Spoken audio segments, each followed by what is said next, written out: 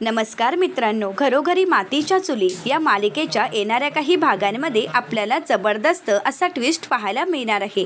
आता ऐश्वर्याने विणलेल्या जाळ्यामध्ये जानकी तर अडकलेली असते, परंतु नानांचा जीव मात्र धोक्यात असतो। आता जानकी या सगळ्यातून कसा मार्ग काढेल? जानकी नानांचा जीव वाचवू शकेल का? नाना शुद्धीवर येतील आणि ऐश्वर्याचं सत्य सर्वांना सांगतील का? या सर्व प्रश्नांची उत्तरं या व्हिडिओमध्ये पाहायला मिळणार आहेत। त्यासाठी हा व्हिडिओ शेवटपर्यंत नक्की पहा। मित्रांनो, आत्तापर्यंत आपण पाहिलं होतं की ऐश्वर्याने रणदिवे कुटुंब उद्ध्वस्त करायला सुरुवातही केलेली असते। आता तर ऐश्वर्या शेतकऱ्यांच्या जीवाशीही खेळत असते। आता शेतकऱ्यांसाठी त्यांना न्याय मिळवून देण्यासाठी जानकी आपले दागिनेही द्यायला तयार असते।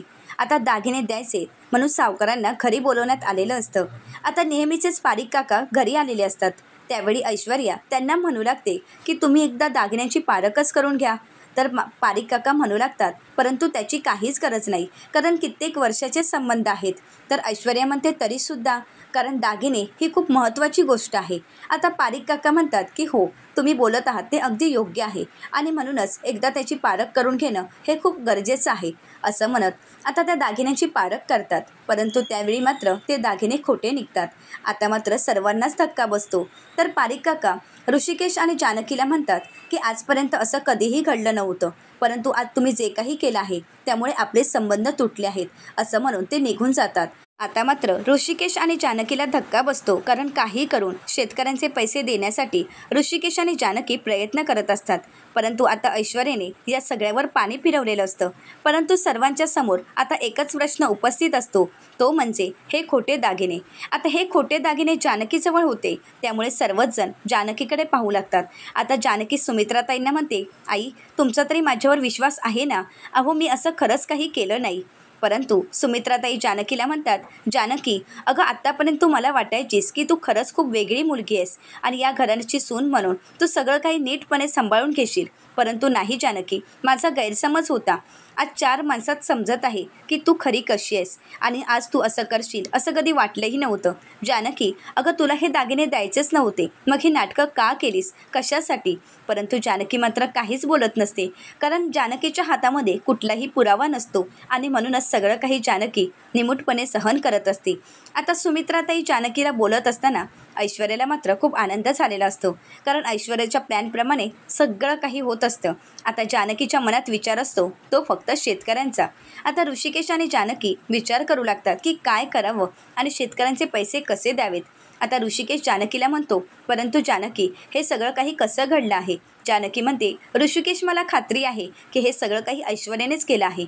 ऋषिकेश म्हणतो, परंतु जानकी, त्यासाठी आपल्याजवळ दुसरा पुरावाच नाही आहे। जर आपल्या हाती पुरावा नाही तर आपण ऐश्वर्याला बोलूच शकत नाही। जानकी म्हणते, ऋषिकेश, हा पुरावा मी शोधणारच आहे। आता जानकी ही पुराव्याच्या मागे असते, तर दुसरीकडे आजीच्या लक्षात येतं की ऐश्वर्याच्या गळ्यामध्ये चैन नाही। आता मात्र ऐश्वर्या घाबरून गेलेली असते। तर आता नाना घरी आल्यानंतर सुद्धा ऋषिकेश आणि जानकीला खूप काही बोलू लागतात। आता नानांचा सुद्धा ऋषिकेश आणि जानकीवर असलेला विश्वास उडालेला असतो। आता जानकी मनाशी ठाम ठरवते की काही झालं तरी मी आता ऐश्वर्याच्या विरोधात पुरावा शोधणार आणि तो पुरावा मी सगळ्यांना दाखवणार। आत्तापर्यंत खूप काही सहन केलं, परंतु आता नाही, कारण आता प्रश्न आहे तो शेतकऱ्यांचा आणि शेतकऱ्यांवर अन्याय मी होऊ देणार नाही। आणि आज तर आम्ही आई आणि नानांचा विश्वास गमावून बसलो आहोत। काही झालं तरी हा विश्वास मला संपादन करायचाच आहे। आता जानकी विचार करत असते। आता काय करावं जानकीला काहीच कळत नसतं आणि म्हणूनच जानकी देवाला प्रार्थना करत म्हणते, देवा, या सगळ्यातून तूच मला मार्ग दाखव, कारण या सगळ्यातून मला तूच बाहेर काढू शकतोस। आता जानकी विचार करत असते, त्याचवेळी जानकीचा पाय अडखळतो। आता आपल्या पायाजवळ काहीतरी आहे याची जाणीव जानकीला होते आणि म्हणूनच जानकी पाहते तर आता ती ऐश्वर्याची चैन असते। आता तर जानकीच्या हाती खूप मोठा भक्कम पुरावा लागलेला असतो। जानकी ऋषिकेशला म्हणते की मी तुम्हाला म्हणाले होते ना की हे सगळं काही ऐश्वर्यानेच केलं आहे। ऋषिकेश म्हणतो, परंतु जानकी, यासाठी पुरावा? तर आता जानकी म्हणते, ऋषिकेश, हा घ्या पुरावा। माझ्याजवळ आता खूप मोठा पुरावा आहे की ज्यामुळे मी हे सिद्ध करू शकेन की हे सगळं काही ऐश्वर्यानेच केलं आहे।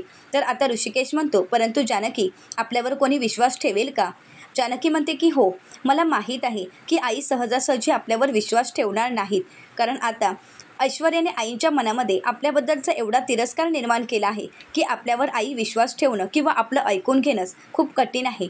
परंतु नाना तर आपलं नक्कीच ऐकून घेतील, मला खात्री आहे आणि माझं म्हणणं नानांना नक्कीच पटेल।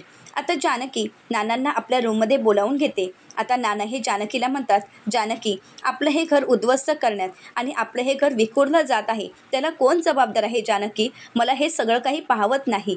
तर जानकी म्हणते की ऐश्वर्या. आता हे ऐकल्यानंतर नानांना धक्काच बसतो. नाना विचारतात, काय? तर जानकी म्हणते की हो नाना, या सगळ्याला जबाबदार आहे ऐश्वर्या. आपलं घर तोडण्यासाठी, आपल्या घरामध्ये भांडणं निर्माण करण्यासाठी फक्त एकच व्यक्ती कारणीभूत आहे, ती म्हणजे ऐश्वर्या. कारण आत्तापर्यंत ऐश्वर्याने खूप काही कारस्थानं केली, परंतु आता तर तिने मर्यादाच ओलांडली आहे. ती तर शेतकऱ्यांच्या जीवाशी खेळत आहे. आपल्या वडिलांचं नाव तिने त्या कमिटीमध्ये देऊन खूप मोठा सर्वांच्या मनात आपल्याविषयी गैरसमज निर्माण केला आहे. आता सर्वांना हेच वाटत आहे की ऋषिकेश यांचीच चूक आहे, रणदिवे यांची चूक आहे आणि म्हणूनच सर्वजण आपल्याला जाब विचारत आहे. आज जे काही घडलं आहे दागिन्यांचं, ते सुद्धा ऐश्वर्यामुळेच. तर नाना विचारतात, जानकी तू हे काय बोलत आहेस? कारण गेली कित्येक वर्ष हे दागिने तुझ्याच जवळ आहेत. मग ऐश्वर्या? तर जानकी म्हणते की हो नाना, हे दागिने माझ्याच जवळ होते, परंतु आता ऐश्वर्याने त्यामध्ये बदल केला. खरं तर ऐश्वर्याने खऱ्या दागिन्यांच्या जागी खोटे दागिने आणून ठेवलेत. तर आता नाना म्हणतात, परंतु जानकी, अगं असा आरोप करणं खूप चुकीचं आहे. आपल्या हातात जर पुरावा नसेल तर आपण ऐश्वर्याला काहीच बोलू शकत नाही. तर जानकी म्हणते की नाना, माझ्याजवळ पुरावा आहे आणि म्हणूनच तर मी बोलत आहे. तर आता जानकी नानांना ती चैन दाखवते आणि म्हणू लागते की ही ऐश्वर्याची चैन आहे आणि ती आमच्या रूममध्ये होती. मग नाना मला एक सांगा, जर ऐश्वर्याची चैन या रूममध्ये आहे याचा अर्थ काय होतो? म्हणजे हे सगळं काही ऐश्वर्यानेच केलं आहे ना. आणि ह्या खोट्या दागिन्यांची कल्पना माझ्या डोक्यात कधी येऊही शकत नाही आणि मी तसं करूही शकत नाही, कारण शेवटी तुमचे संस्कार आमच्यावर आहेत आणि या घराण्याचं नाव मी कधीही खाली पडू देणार नाही. नाना, तुमचा तरी माझ्यावर विश्वास आहे ना? तर आता नानांचा जानकीवर पूर्ण विश्वास असतो. आता घडलेला सर्व प्रकार जानकी नानांना सांगू लागते. आतापर्यंत ऐश्वर्याने केलेली सर्व कारस्थानं जानकीने नानांसमोर उघडकीस आणलेली असतात. जानकी ही नानांना म्हणते, नाना, आत्तापर्यंत मी शांत होते, कारण तुम्हाला आणि आईंना कुठल्याही प्रकारचा त्रास व्हायला नको यासाठीच मी कधीही काही बोलले नाही. परंतु आता नाही, कारण ऐश्वर्या आपलं घर विखुरायला निघाली आहे आणि हे घर मी कधीही तिला विखरू देणार नाही. आणि म्हणूनच आज मी तुम्हाला हे सगळं काही सत्य सांगत आहे. आता हे सगळं काही सत्य जानकी नानांना तर सांगत असते, परंतु हे सगळं काही आता ऐश्वर्याने ऐकलेलं असतं. आता आपलं पितळ नानांच्या समोर उघड झालं हे समजल्यानंतर ऐश्वर्याच्या पायाखालची जमीनच सरकते. ऐश्वर्या पूर्णपणे घाबरून गेलेली असते, कारण ऐश्वर्याला पूर्ण जाणीव असते की ज्या दिवशी नानांना आपलं सत्य समजेल त्या दिवशी या घरातील आपला शेवटचा दिवस असेल. त्यानंतर या घरात आपल्याला कोणीही उभं करणार नाही. परंतु जर रणदिवेंना उद्ध्वस्त करायचं असेल आणि या घरात जर टिकून राहायचं असेल तर नानांचा विश्वास जिंकावाच लागेल. आता नाना जानकीला म्हणतात, जानकी बस झालं, आतापर्यंत खूप काही सहन केलं. खरं तर तू हे सगळं काही सहन केलंस, परंतु आता कोणीही सहन करणार नाही. आता काही झालं तरी त्या मुलीला मी या घरात राहू देणार नाही. मग जे होईल त्यामध्ये आपण सर्वांनी एकत्र येऊन मार्ग काढायचा आहे. आपण सर्वांनी सारंगला सावरायचं आहे. परंतु आता मी हे घर अजून विखरू देणार नाही. जानकी, मी तुझ्यासोबत आहे, असं म्हणत नाना रूमच्या बाहेर येतात. आता हे सगळं काही ऐश्वर्याच्या तर कानी पडलेलंच असतं. तर आता ऐश्वर्या नानांना म्हणते, नाना प्लीज तुम्ही माझ्यावर विश्वास ठेवा. जानकी वहिनी तुम्हाला जे काही सांगण्याचा प्रयत्न करत आहेत ते सगळं काही खोटं आहे. नाना, असं काहीही घडलं नाही. हे सगळं काही जानकी वहिनी मुद्दामहून करत आहेत. तर आता नाना म्हणतात, ऐश्वर्या एक शब्दही बोलू नकोस, कारण मला सगळं काही सत्य कळालेलं आहे आणि यामध्ये जानकीची नाही तर तुझी चूक आहे हे मला सगळं कळालेलं आहे आणि हे सगळं काही तुझं कारस्थान आहे आणि आज कारस्थानं उघडकीस आली आहेत. परंतु आत्तापर्यंत जानकी शांत होती, मी शांत राहणार नाही. तुझी ही कारस्थानं मला आता सुमित्रा आणि घरातील सर्वांनाच सांगावी लागतील आणि आताच या सगळ्याचा सोक्षमोक्ष करावा लागणार आहे. असं म्हणत नाना सर्वांना आवाज देतात आणि आता जिना उतरणारच. परंतु आता ऐश्वर्याजवळ दुसरा कुठलाच पर्याय नसतो. आता ऐश्वर्याला आपला जीव तर वाचवायचा असतो, परंतु यासाठी ती नानांचा बळी देते. आता नानांच्या वयाचाही विचार न करता स्वतःचा जीव वाचवण्यासाठी ऐश्वर्या नानांना जिन्यावरून खाली ढकलते. आता नानांचा तोल जातो आणि नाना खाली कोसळणार. त्यावेळी नाना जानकीला आवाज देतात. आता ज्यावेळी जानकी पाहते त्यावेळी मात्र जानकीला धक्काच बसतो. आता ऐश्वर्यानेच नानांना पाडलं आहे हे जानकीने पाहिलेलं असतं. तर आता जानकी काही बोलायला जाणार, परंतु जानकीच्या नकळतच ऐश्वर्या तिच्या हातामध्ये असलेली नानांची शॉल जानकीच्या हातामध्ये ठेवते. तर दुसरीकडे सुमित्राताई, ऋषिकेश, सारंग सर्वजण नानांना उठवण्याचा प्रयत्न करतात, परंतु नानांच्या डोक्याला मार लागलेला असतो, भरपूर रक्तस्राव होत असतो आणि नाना मात्र बेशुद्ध असतात. तर आता ऐश्वर्या ओरडतच म्हणते, अरे बाप रे जानकी वहिनी, तुम्ही हे काय केलं आहे? मी स्वतःच्या डोळ्यांनी पाहिलं आहे की जानकी वहिनींनीच नानांना ढकललं आहे. आता हे ऐकल्यानंतर सुमित्राताईंना तर धक्काच बसतो आणि आता जानकीने तर ऐश्वर्याच्या हातामध्ये शॉल ठेवलेलीच असते, त्यामुळे पुराव्याचीही गरज नसते. आता सुमित्राताईंचा ऐश्वर्यावर तर विश्वासच असतो आणि म्हणूनच सुमित्राताईंना ते सगळं काही खरं वाटतं. परंतु हे ऐकल्यानंतर ऋषिकेशला तर धक्काच बसतो. आता जानकी ऐश्वर्याला म्हणते, ऐश्वर्या अगं तू हे काय बोलत आहेस? तर ऐश्वर्या म्हणते, काय झालं वहिनी? अहो मी स्वतःहून पाहिलं आहे आणि तरीसुद्धा तुम्ही तुमचं हे सत्य मान्य करायला तयारच नाही. अहो तुम्ही केवढा मोठा गुन्हा केला आहे. नाना तर तुम्हाला अगदी मुलीप्रमाणे मानायचे आणि आज तर तुम्ही नानांच्या जीवावरच उठल्यात. तर जानकी म्हणते, बस ऐश्वर्या, आता एक शब्दही बोलू नकोस. आता जानकीला नानांची काळजी वाटत असते आणि म्हणूनच धावतच जानकी नानांना पाहण्यासाठी येते. परंतु त्याचवेळी सुमित्राताई जानकीला थांबवतात. आता मात्र जानकीला धक्काच बसतो, कारण सुमित्राताईंचा आपल्यावर विश्वास नाही हे जानकीच्या लक्षात येतं. ऋषिकेशला खूप वाईट वाटतं. आता नाना काही शुद्धीवर येत नाहीत आणि म्हणूनच ऋषिकेशने डॉक्टरांना बोलावलेलं असतं. आता डॉक्टर ज्यावेळी नानांना चेक करतात त्यावेळी डॉक्टर सर्वांना म्हणतात की नानांना हॉस्पिटलला घेऊन जाणं खूप गरजेचं आहे, कारण त्यांच्यावर घरी उपचार होणं शक्य नाही आणि म्हणूनच प्लीज तुम्ही त्यांना हॉस्पिटलला घेऊन चला. आता ऋषिकेश, सारंग आणि सुमित्राताई सर्वजण मिळून नानांना हॉस्पिटलला घेऊन जातात. आता ऐश्वर्यासुद्धा त्यांच्यासोबत जात असते. आता जानकी जाणार, परंतु सुमित्राताई जानकीला म्हणतात, जानकी तू तिथे यायचं नाही, तुझी सावलीसुद्धा मला यांच्यावर पडलेली आवडणार नाही. आता हे ऐकल्यानंतर जानकीला खूप वाईट वाटतं. सर्वजण हॉस्पिटलला निघून जातात. आता जानकीला काय करावं काहीच कळत नसतं, कारण नानांची ती अवस्था जानकीलाही पाहवत नसते. जानकीला खूप वाईट वाटत असतं, परंतु या संधीचा फायदा ऐश्वर्याने घेतलेला असतो. आता ऐश्वर्या जानकीला म्हणते, काय झालं? नानांची ती अवस्था पाहून वाईट वाटते का? परंतु काळजी करू नकोस.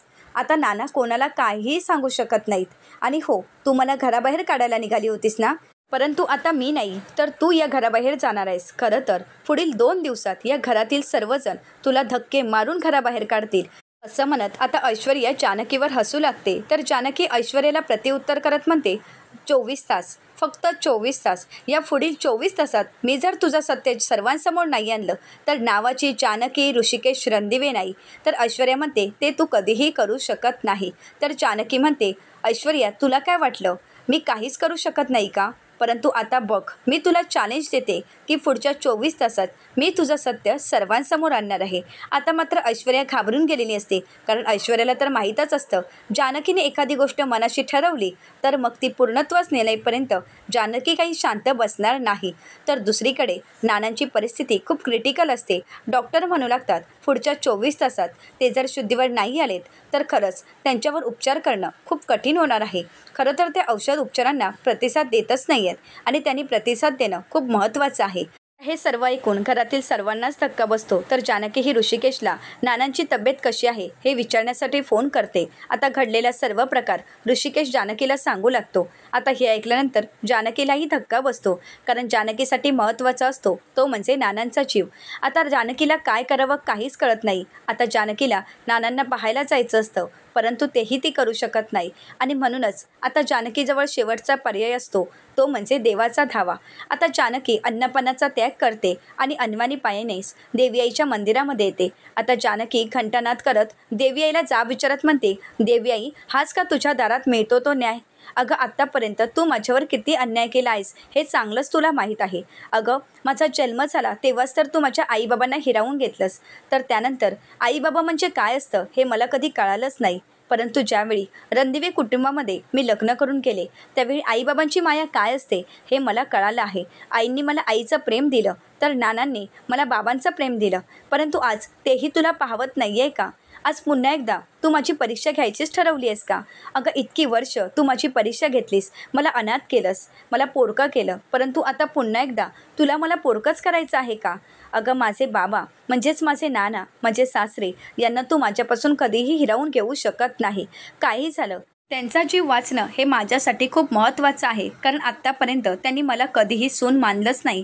कायमच मुलीसारखा जीव लावला, कायमच मुलीसमान मानलं आणि आज तेच नाना आपल्या मृत्यूशी झुंज देत आहेत. परंतु नाही देवी आई, तुला न्याय तर करावाच लागणार आहे, असं म्हणत आता ऐश्वर्या देवी आईसमोर पदर पसरते आणि म्हणू लागते, देवी आई, मला न्याय हवा आहे. मी खरंच तुझ्यासमोर भीक मागत आहे. माझ्या नानांचा जीव परत दे. माझ्या नानांना बरं कर. काही झालं तरी माझे नाना बरं होणं हे खूप गरजेचं आहे. देवी आई, तुला न्याय तर करावाच लागेल. आता जानकी देवी आईचा धावा करत असते, तर दुसरीकडे ऐश्वर्या मात्र घाबरून गेलेली असते. आता ऐश्वर्याच्या मनात तर विचार येतो की पुढच्या 24 तासात जर नाना शुद्धीवर आले नाही तर आपण तर सुटलोच. परंतु समजा नाना शुद्धीवर आले तर तर सर्वांना ते सत्य सांगतील आणि मग मात्र कोणीही मला माफ करणार नाही आणि या घराबाहेर पडावं लागेल. परंतु नाही, मी असं होऊ देणार नाही, असं म्हणत आता ऐश्वर्या काहीही करून नानांना संपवायचं ठरवते. आता सर्वांच्या नकळतच ऐश्वर्या संधी साधत नानांच्या रूममध्ये येते आणि नानांचं ऑक्सिजन काढण्याचा प्रयत्न करते. परंतु त्याच वेळी आता तिथे ऋषिकेश, सुमित्राताई आणि सारंग आलेले असतात. आता ऋषिकेश जोरातच आवाज देत ऐश्वर्याला म्हणतो, ऐश्वर्या. आता मात्र ऐश्वर्या दचकते. ऋषिकेश ऐश्वर्याला विचारतो, ऐश्वर्या, तू हे काय करत आहेस? तर ऐश्वर्या आपली बाजू मांडत म्हणू लागते, काही नाही, मी आत्ताच पाहिलं तर नानांना त्रास होत होता आणि म्हणूनच येऊन पाहिलं तर नानांचा ऑक्सिजन बाजूला झाला होता आणि म्हणूनच तर तो मी लावून देत होते. तर आता ऐश्वर्या किती खोटं बोलत आहे हे तर ऋषिकेशला माहीत असतं. ऋषिकेश म्हणतो, ऐश्वर्या, खोटं बोलू नकोस. तू आता काय करत होतीस हे मला चांगलंच माहीत आहे. तर ऐश्वर्या म्हणते, आई, तुमचा माझ्यावर विश्वास आहे ना? अहो, मी असं का करेन? तर सुमित्राताई म्हणतात, ऋषिकेश, ऐश्वर्याला काहीही बोलू नकोस. ऐश्वर्याला घरची किती काळजी आहे हे मला चांगलंच माहीत आहे आणि ऐश्वर्या असं चुकीचं काहीही करणार नाही. आता ऐश्वर्यावर विश्वास ठेवणाऱ्या सुमित्राताई ऋषिकेशचं काही ऐकून घ्यायला तयारच नसतात. ऋषिकेश समजावण्याचा प्रयत्न करतो, परंतु सुमित्राताईंचा मात्र ऐश्वर्यावर आंधळा विश्वास असतो. आता मात्र ऋषिकेशला काय करावं काहीच कळत नसतं, कारण ऋषिकेशला माहीत असतं की ऐश्वर्यामुळे नानांच्या जीवाला धोका आहे. तर दुसरीकडे जानकी देवी आईसमोर पदर पसरून नानांच्या जीवाची भीक मागत असते. आता जानकीच्या या प्रयत्नांना यश मिळेल का? देवी आई जानकीच्या बाबतीत न्याय मिळवून देईल का? तर दुसरीकडे नाना हे शुद्धीवर येतील का? आता नाना शुद्धीवर येताच ऐश्वर्याचं सत्य सर्वांना कळेल का? आता 2 दिवसात जानकीला घराबाहेर काढायला निघालेली ऐश्वर्या 24 तासात स्वतःच घराबाहेर जाईल का? हे पाहणं अतिशय रंजक ठरणार आहे. अशाच मालिकेंचे नवनवीन अपडेट पाहण्यासाठी चॅनलला नक्कीच सबस्क्राईब करा. आजचा व्हिडिओ तुम्हाला कसा वाटला हे कमेंट करून नक्कीच कळवा. आजचा व्हिडिओ जर तुम्हाला आवडला असेल तर व्हिडिओला लाईक करायला विसरू नका आणि व्हिडिओ पाहिल्याबद्दल तुम्हा सर्वांचेच अगदी मनपूर्वक धन्यवाद.